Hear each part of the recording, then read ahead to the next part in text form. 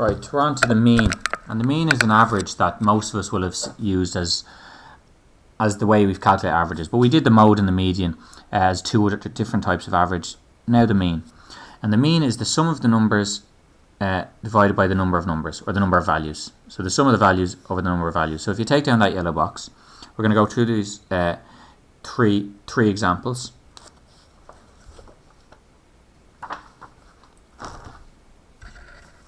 Right. Okay, first example. Find the mean of these numbers. Nice and easy, nice way to start. Every single person can do this. It's higher, it's ordinary, it's foundation, it's every level. Okay, mean is the sum of the values, the numbers added together, and divided by how many there is. So it's as simple as 16 plus 10 plus 22 plus 18 plus 24. You'd add them up, use a calculator if you need, all divided by the amount of numbers there is. There's 1, 2, 3, 4, 5. So that works out to be 90 divided by 5, which is 18. So the mean of those numbers is 18. And remember what an average is. An average is a number that represents the group. Okay, and I'd say 18 fairly well represents that group. Okay, so the mean, as I said, sometimes and we'll see in the next chapter which averages to use. Sometimes one or two of the averages won't make sense for that particular group depending on the values in them. So now it's where the questions get a bit difficult. So if you're asked to just find the mean of numbers, it's handy. Every single person can do it. But if you're asked, to be honest, in higher level and a bit in ordinary level, you're going to be asked to adapt your skills. So the mean of 4 numbers is 7. So the average mean of 4 numbers is 7.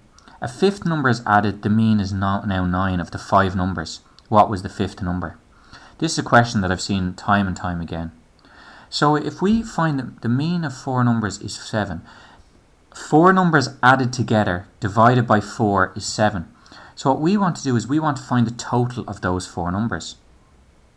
And if some amount divided by 4 is 7, to find that some amount, we literally write the total for the 4 numbers is equal to 4 times by 7 is 28, because 28 divided by the 4 will give us the 7.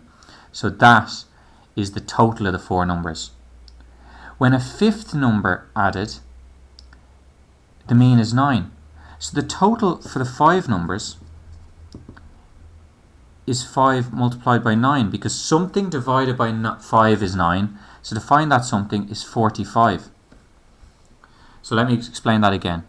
So to find the total of the 4 numbers, to find the mean of 4 numbers, it's something divided by 4 gave us 7. So what is that something?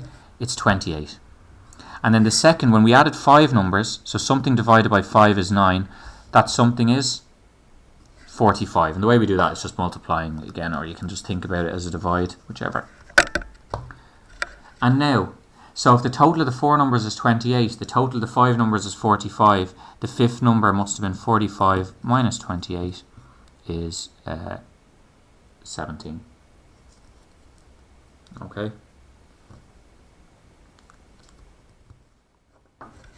Third type of question.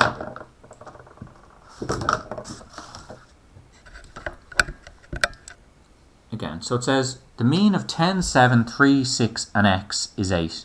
So x is one of these numbers. So there's 1, 2, 3, 4, 5.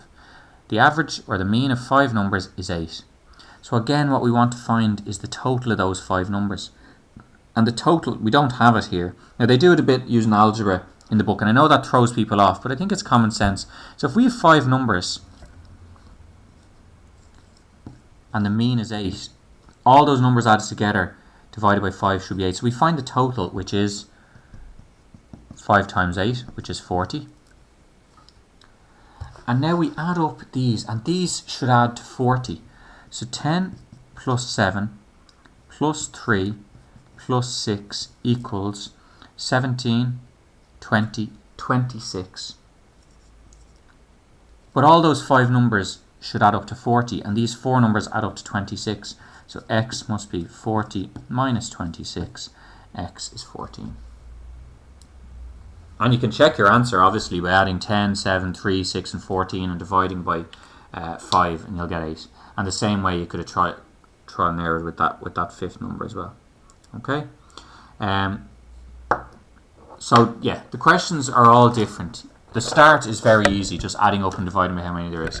Now they do mention something which we'll come back to in the next part.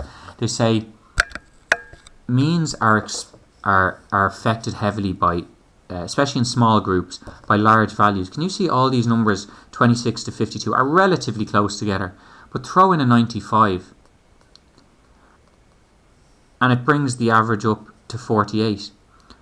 Notice that 4 to 6 pupils are below 48 and some of them are miles below 48. So is 48 a good representation of that group? Okay, and that's to be discussed. We'll discuss that. It's just to know that sometimes outliers is a bad or is a downside to using the mean. And the example I use, if I was to get the mean of all your ages, it would be in and around what all of you are. But if I was to add in my age and then find the mean, it would bring the mean up to a place that's where I'm the only person in that class that's a bit older. Okay, but we'll talk about that in the next section. So take down the 3 examples and any questions please ask.